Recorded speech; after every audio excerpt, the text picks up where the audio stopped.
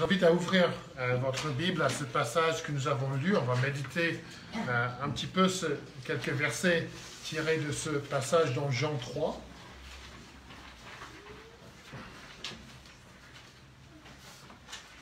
Je ne sais pas si vous êtes d'accord avec moi, mais j'ai l'impression que dans notre monde, en France, même au sein de l'Église, il y a beaucoup de confusion sur la question de l'au-delà. Peut-on être sûr d'aller au ciel? Comment peut-on être sûr? Certains disent, faites de votre mieux dans la vie, soyez bons, et en fin de compte, Dieu, il vous acceptera. Ce n'est que les plus méchants qui n'iront pas au ciel. Je cite souvent le poète allemand qui a dit « Dieu me pardonnera, c'est son métier. Il est là pour faire ça. » D'autres disent qu'il faut passer par les rites de la religion. On pense par exemple aux 5 piliers d'islam. Si on arrive à peu près à observer ces 5 piliers, on sera reçu au ciel. Il y a les sacrements de l'Église catholique par exemple. Si on passe par les rites de l'Église, on sera reçu par Dieu. Il y a des activités religieuses à accomplir.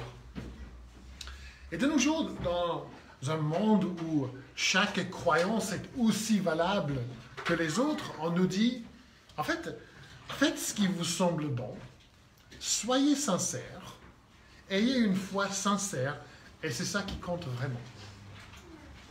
Le plus important, c'est d'être sincère.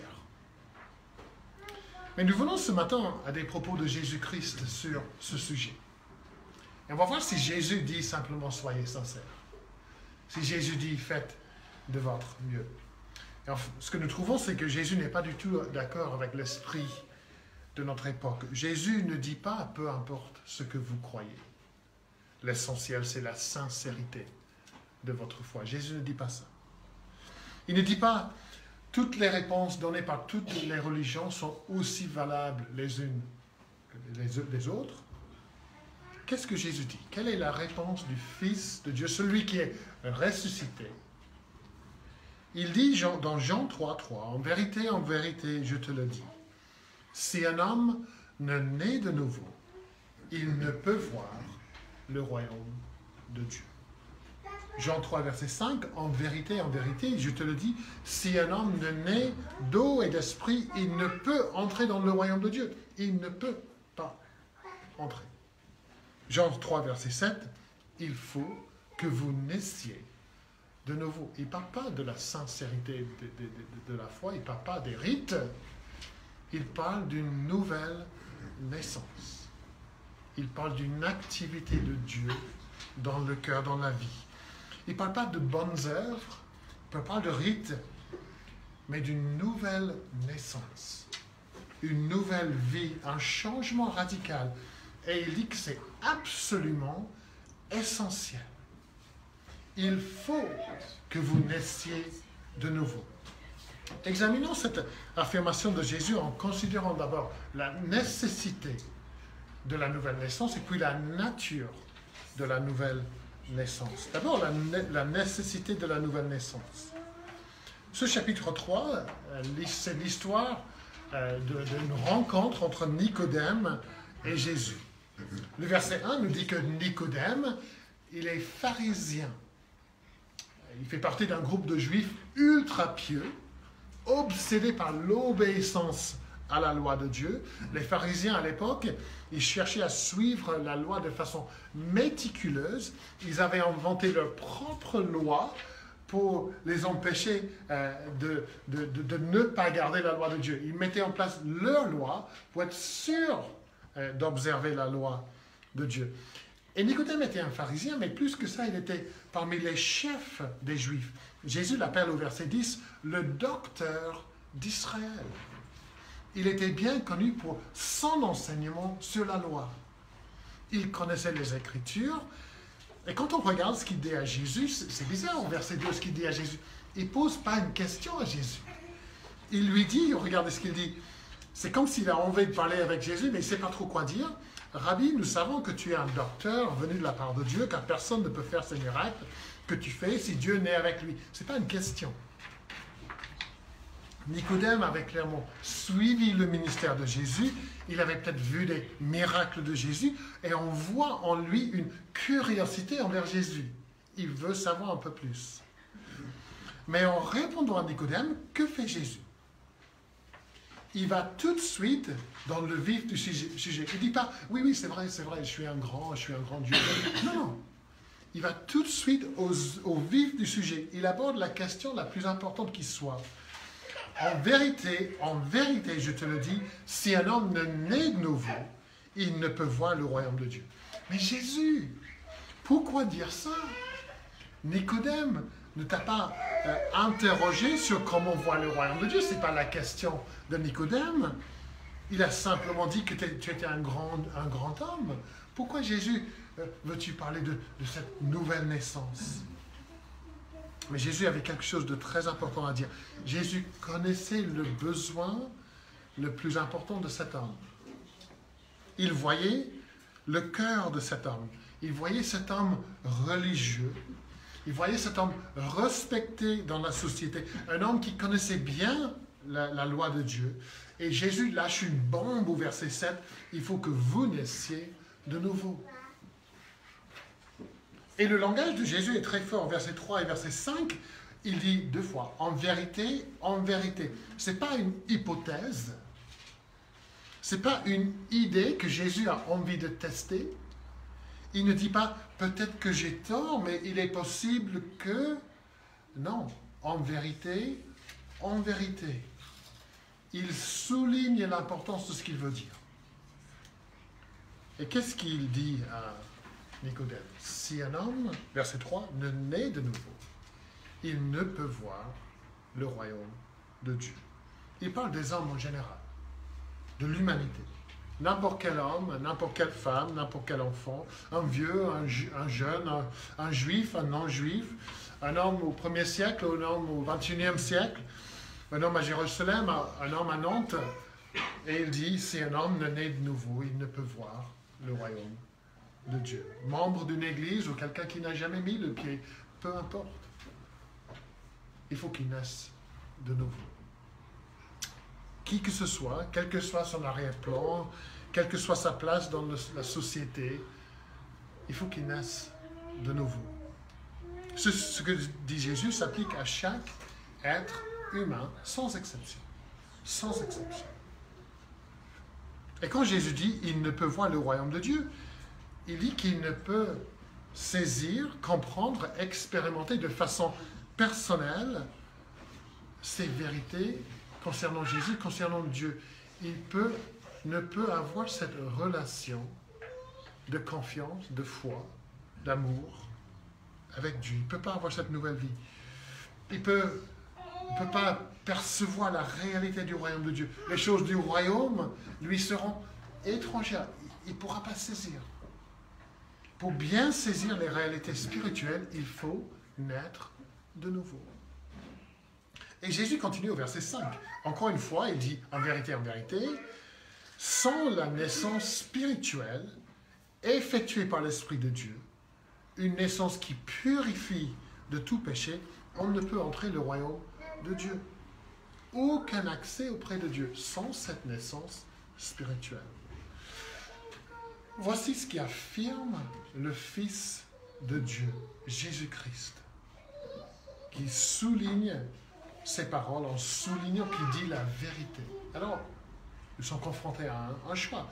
Est-ce que je crois que Jésus dit la vérité?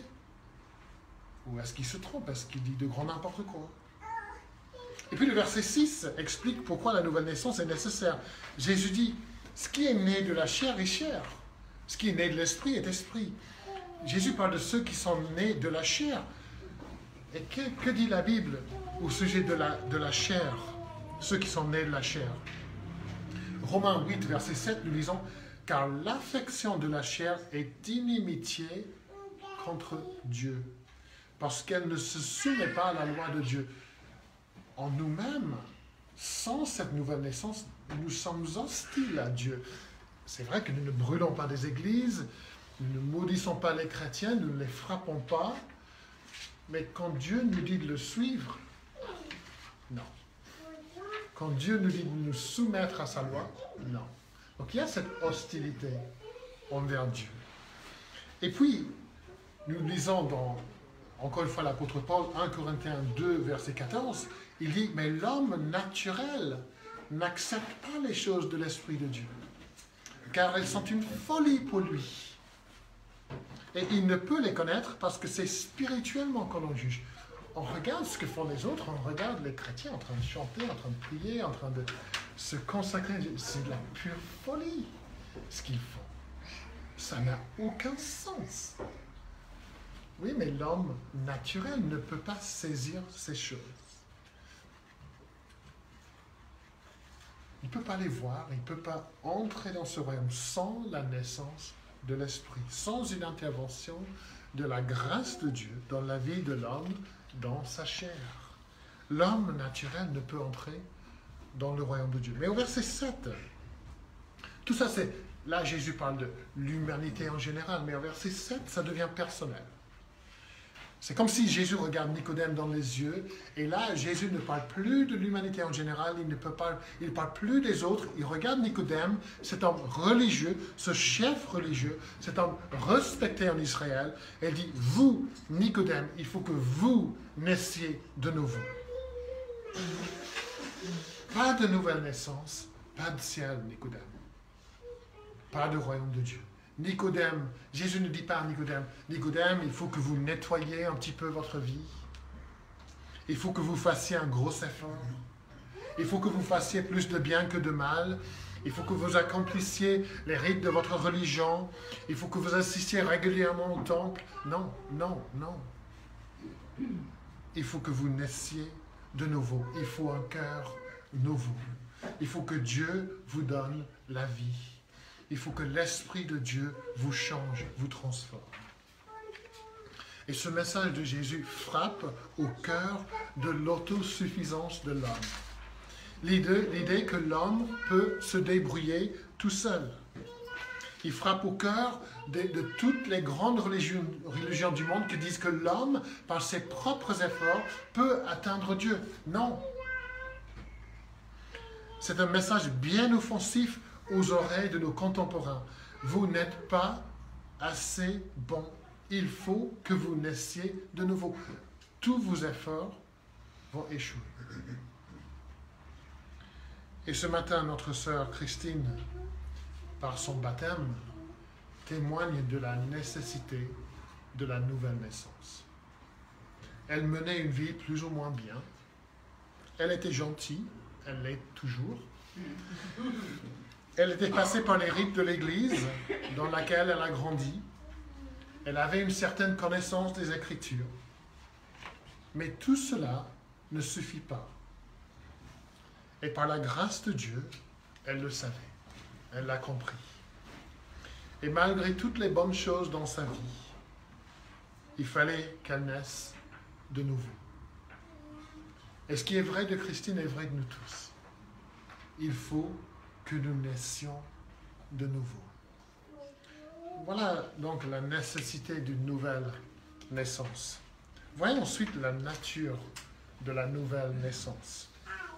Jésus parle à Nicodème d'une nouvelle naissance, d'une naissance par l'Esprit, et Nicodème semble avoir beaucoup de mal à comprendre ce que Jésus veut lui dire. Comment, il lui pose la question au verset 4, comment un homme peut-il naître quand il est vieux? C'est pas fou comme question, c'est une bonne question. Peut-il une seconde fois entrer dans le sein de sa mère et naître? Mais ça montre que Nicodème n'est pas du tout sur la même longueur d'onde que Jésus. Il donne l'impression de ne rien comprendre. Et donc Jésus explique au verset 5, si un homme ne naît d'eau et d'esprit, il ne peut entrer dans le royaume de Dieu. Naître d'eau et naître d'esprit. Qu'est-ce que ça veut dire? Peut-être que Nicodème était toujours confus. Et Jésus explique encore. Jésus parle du besoin d'être purifié, d'où l'eau, lavé de tout péché. Une purification profonde et radical de l'âme et du cœur. Et c'est Dieu qui le fait. C'est pour ça que nous chantons dans le psaume 51, par exemple, « Lave-moi, purifie-moi, crée en moi un cœur pur. » On demande à Dieu.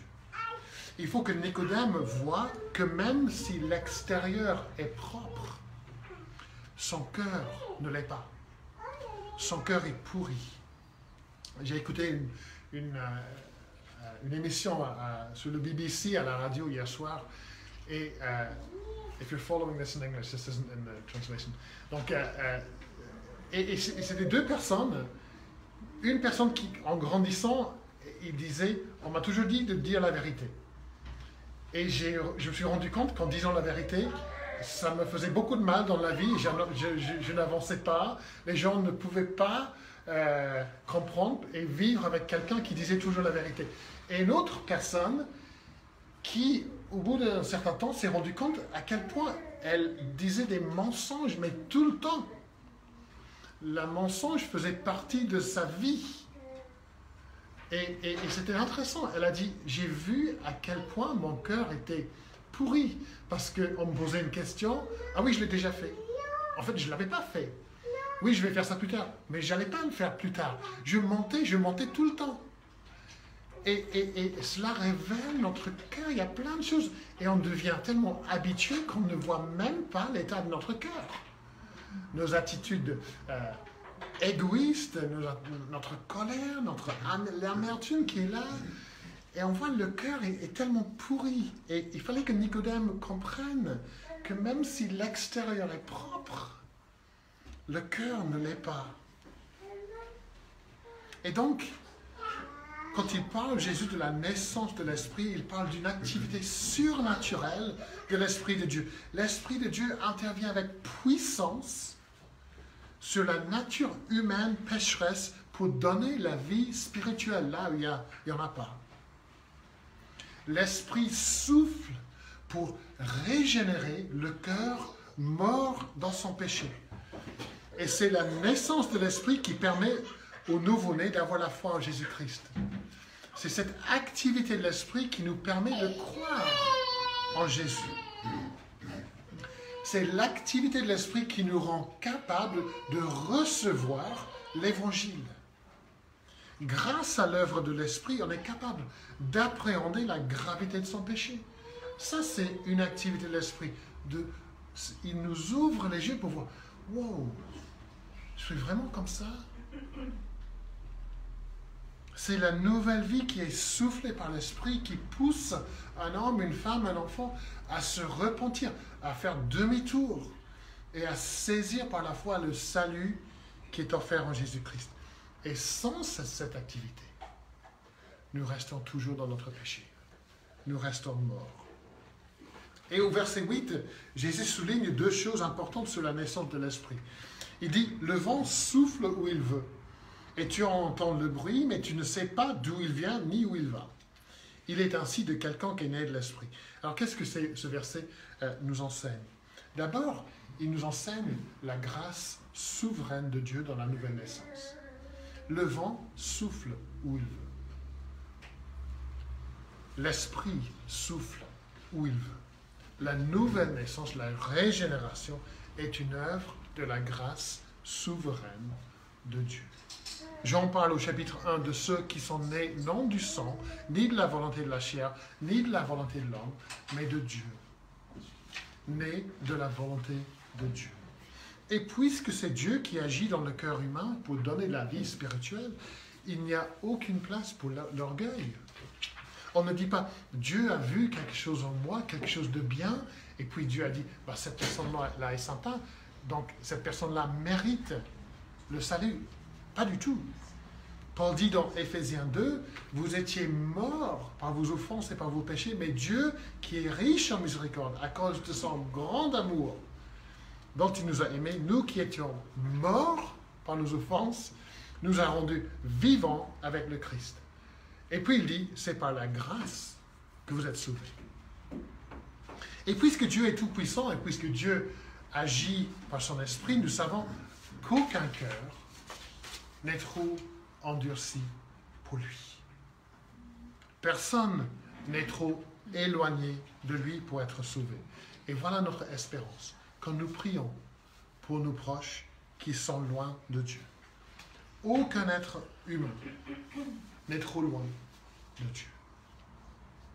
Aucun être humain,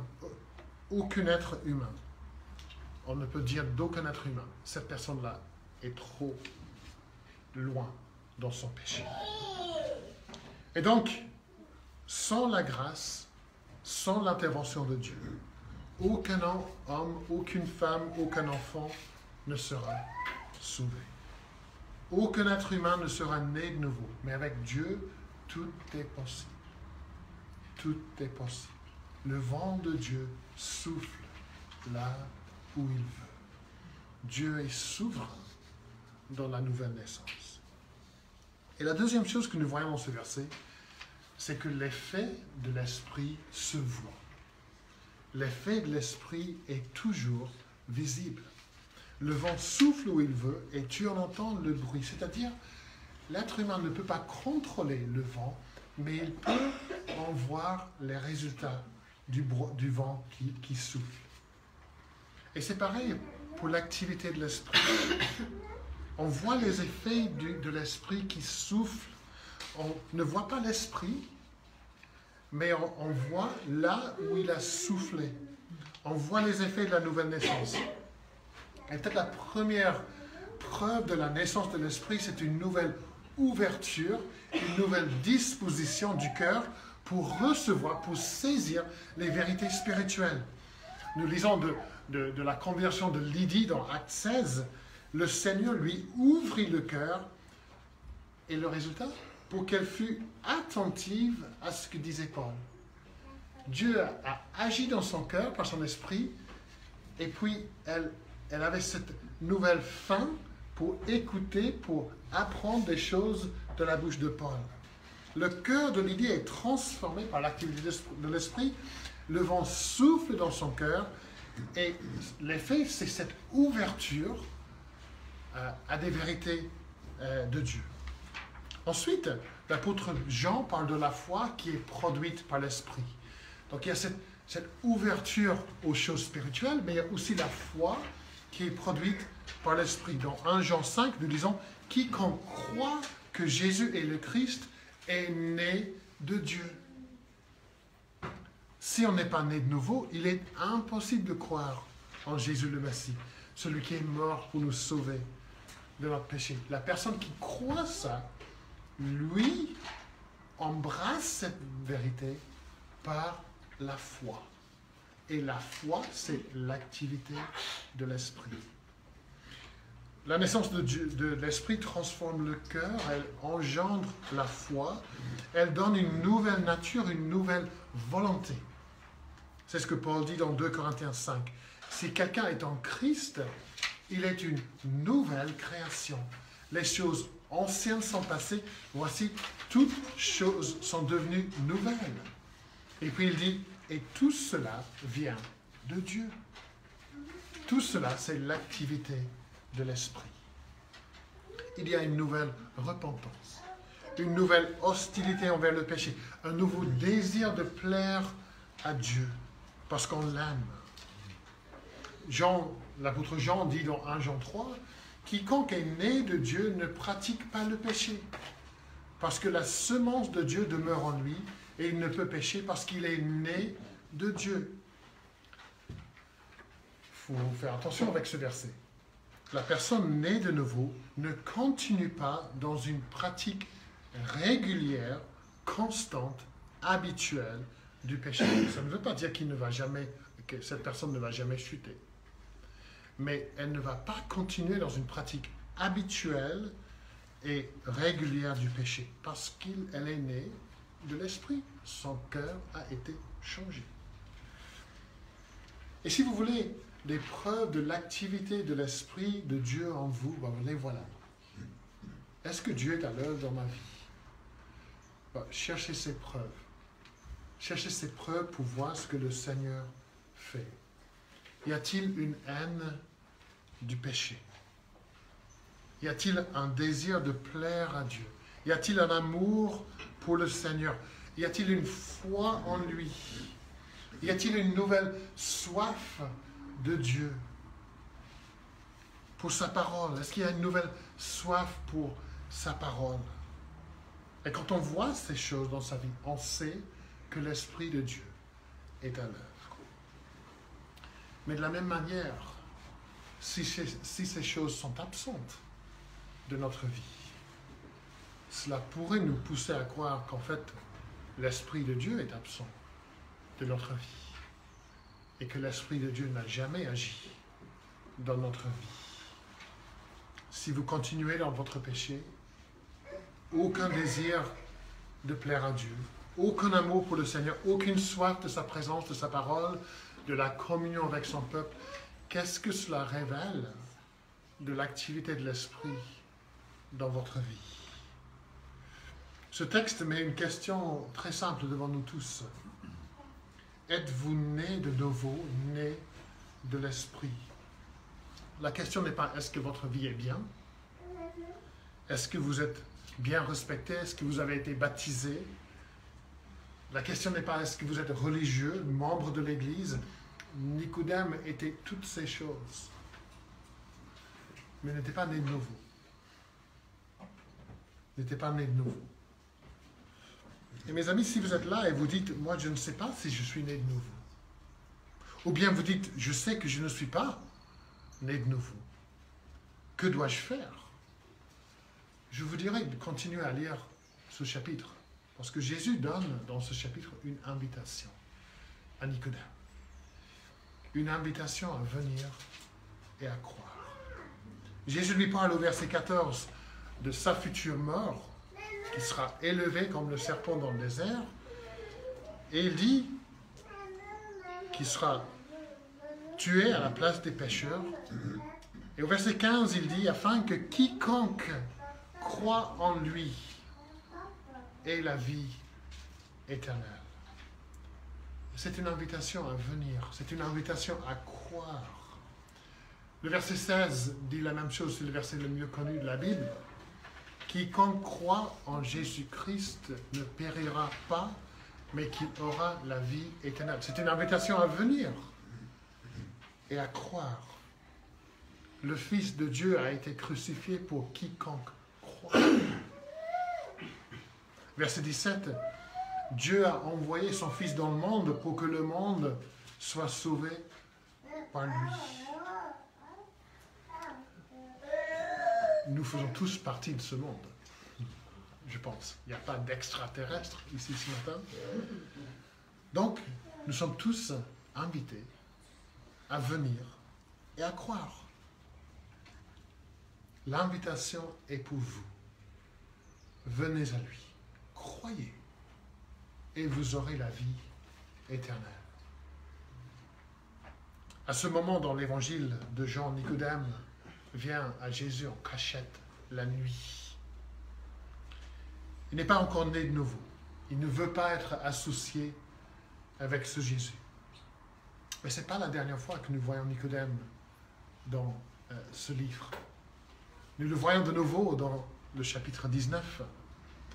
Et là, il met sa vie en danger pour s'identifier avec Jésus-Christ, parce qu'il vient demander le corps de Jésus. Il n'a pas peur. Et comment expliquer cette transformation? Nicodème est né de nouveau.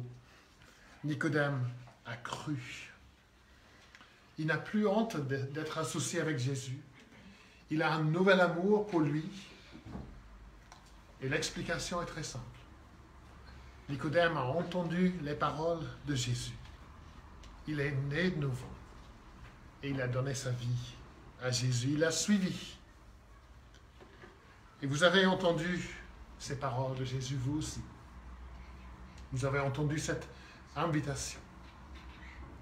Et vous devez croire. Vous devez venir et vous devez croire.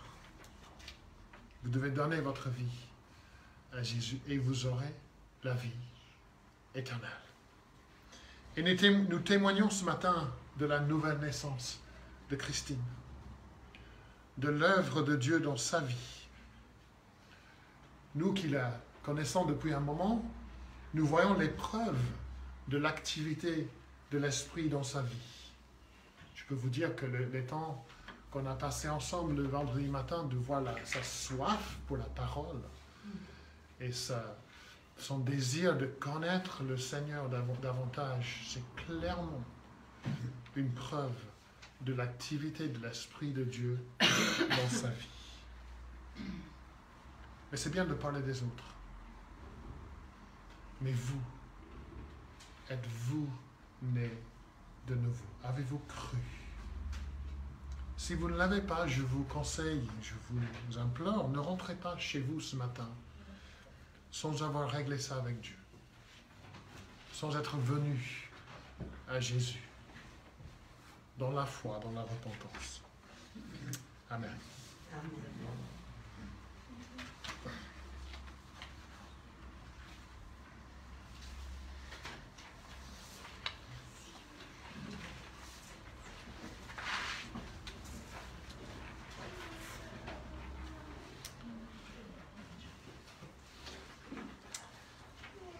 Alors, nous arrivons au moment du culte où nous allons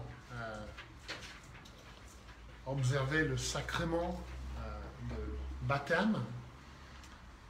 Et c'est bien dans le culte que nous essayons de comprendre ce qui se passe. Nous essayons de garder les choses simples dans notre culte afin que n'importe qui puisse venir à un culte et comprendre ce qui se passe. Et voilà, je veux bien prendre quelques moments juste pour expliquer pourquoi nous allons faire ce que nous allons faire tout à l'heure. Avant de monter au ciel, notre Seigneur Jésus a laissé à ses disciples l'ordre suivant. C'est la dernière chose qu'il leur a dit. Allez donc, faites de toutes les nations des disciples, les baptisant au nom du Père, du Fils et du Saint-Esprit, et enseignez-leur à observer tout ce que je vous ai prescrit. Matthieu 28, 19. Et sur la base de ces paroles de Jésus, de ce qu'on appelle la grande commission, le grand mandat missionnaire, l'Église du Christ a désormais pour mission d'aller dans le monde, prêcher l'Évangile et faire de toutes les nations des disciples et de baptiser les uns et les autres. Je dis tout de suite que le baptême n'est pas essentiel pour le salut. Le malfaiteur sur la croix n'a jamais été baptisé. Mais Jésus lui a dit, aujourd'hui tu seras avec moi au paradis. Jésus n'a pas dit, descends vite de la croix, va te faire baptiser et tu seras au ciel. Non. Tu seras au ciel avec moi. Donc ce n'est pas essentiel au salut. Mais le Nouveau Testament est très clair sur l'importance et sur la place du baptême comme signe et sceau de l'œuvre de Dieu en nous. C'est là pour nous expliquer des vérités et pour les sceller dans notre vie.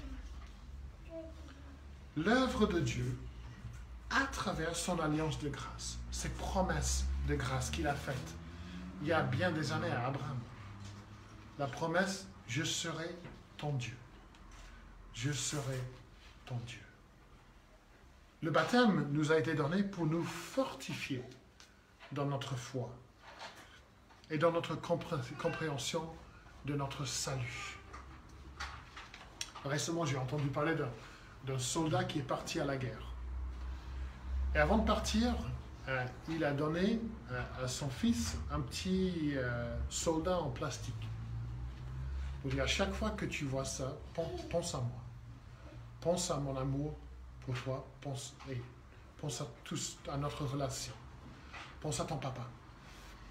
Et dans un sens, le baptême, c'est un peu comme ça. Jésus nous laisse quelque chose. Et à chaque fois qu'on voit le baptême, qu'on pense à notre baptême, ça nous rappelle notre Seigneur. Ça nous rappelle son œuvre pour nous. Ça nous aide dans notre relation. Ça fortifie notre relation avec lui. Lors de nos matinées passées ensemble, Christine, on a regardé le catéchisme de Heidelberg, que tu as tant aimé, que tu as même imprimé et fait un petit livret pour toi-même. Et dans ce catéchisme, la question est posée, qu'est-ce qu'un sacrement, comme le baptême, la Sainte Seine? La réponse nous aide beaucoup. C'est un signe visible et saint, un sceau institué par Dieu, qui s'en sert pour nous faire mieux comprendre les promesses de l'Évangile et les sceller en nous. Et la promesse est celle-ci. Dieu nous donne par grâce le pardon des péchés à la vie éternelle à cause du sacrifice unique du Christ accompli sur la croix. Je répète, la promesse qui est représentée dans le baptême ce matin. Dieu nous donne par grâce le pardon des péchés et la vie éternelle à cause du sacrifice, grâce au sacrifice unique du Christ accompli sur la croix. Le baptême est un signe et un sceau de l'œuvre de Jésus à notre égard, pour notre salut.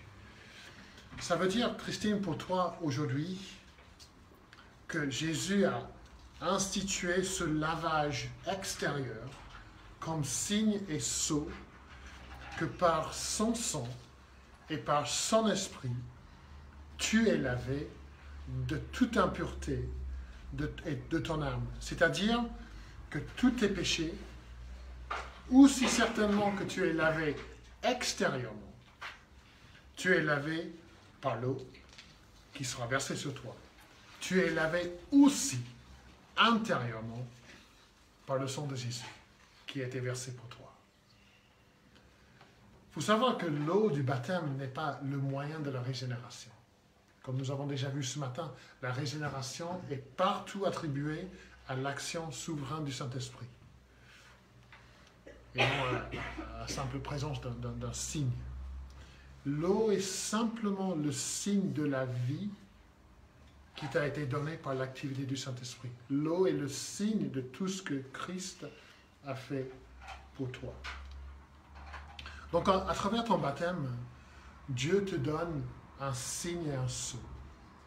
Il y a certaines choses que Dieu veut que tu comprennes, que tu saisisses, et il te donne le baptême pour t'aider à le faire.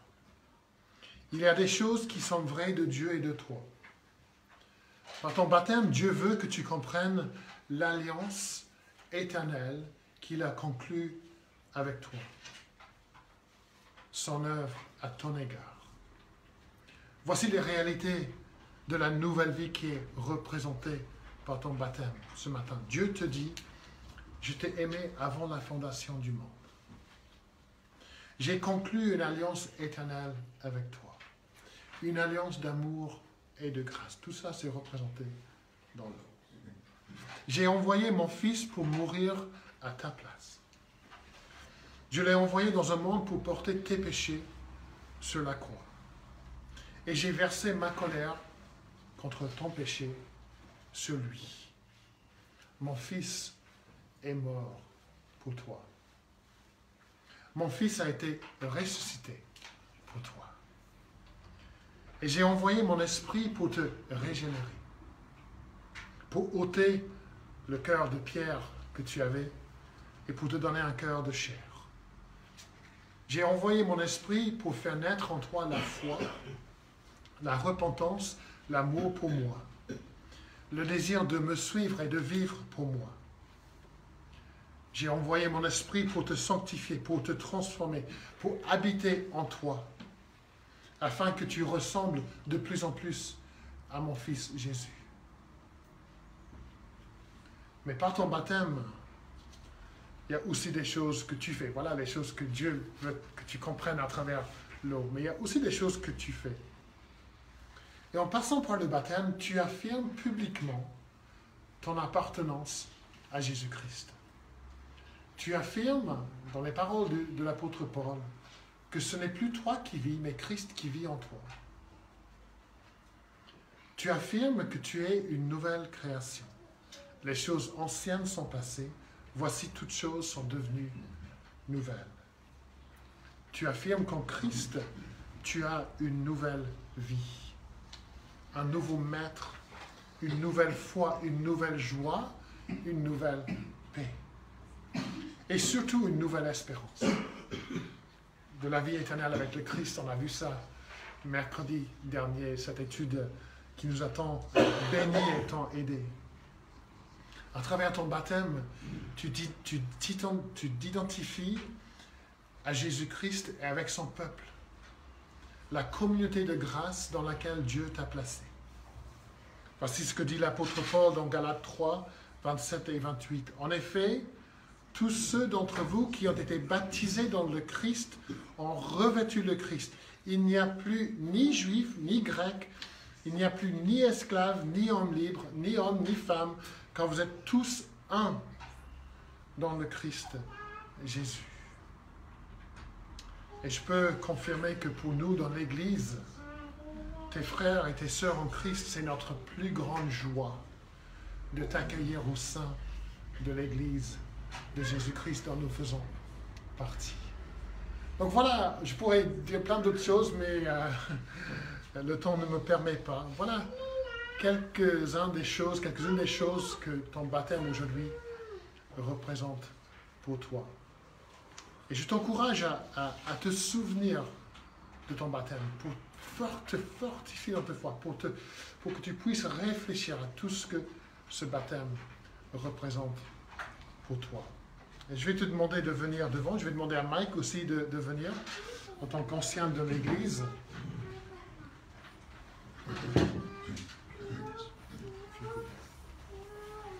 Et puis, vous avez tous reçu, j'espère, une prière, une bénédiction, les paroles de bénédiction. Je cherche les miennes, si quelqu'un pourrait me donner, merci. Et donc, ce qui va se passer, c'est que je vais prier d'abord, je vais poser des questions. Ça fait longtemps qu'on n'a pas fait. Donc, je vais poser des questions à... Si j'arrive à retrouver. Oui, tu peux les avoir. Merci. Quelque part, j'ai mis cette feuille. Voilà, je l'ai trouvé. Je vais poser quelques questions. Comme ça, Christine pourra témoigner de sa foi en répondant aux questions. Et puis, il y aura une prière. Et pendant cette prière, je vais baptiser Christine. Et puis, je vais vous demander tous ensemble de lire parce que en tant qu'Église, nous aussi, nous faisons partie de ce qui se passe ici, surtout les membres de l'Église. Et nous voulons prier cette prière pour Christine. Christine, en fait, je vais pas vous voyez, je vais tutoyer. Donc, je vais changer les paroles. Est-ce que tu crois que la Bible est la parole de Dieu, infaillible et parfaite? Et est-ce que tu la prends comme autorité pour ta foi et dans ta vie? Oui. Est-ce que tu crois que Jésus-Christ est le Fils de Dieu, le seul Rédempteur et Sauveur de l'humanité, souverain en toutes choses et dépendant entièrement de la grâce de Dieu? Le prends-tu comme ton Sauveur et ton Seigneur? Oui.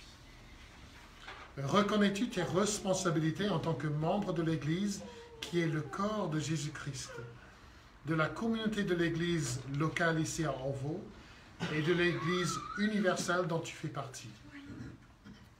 Comprends-tu la position doctrinale de l'Église réformée évangélique d'Orvaux et engages-tu à leur respecter sans troubler l'ordre fraternel de l'Assemblée sur les points controversés?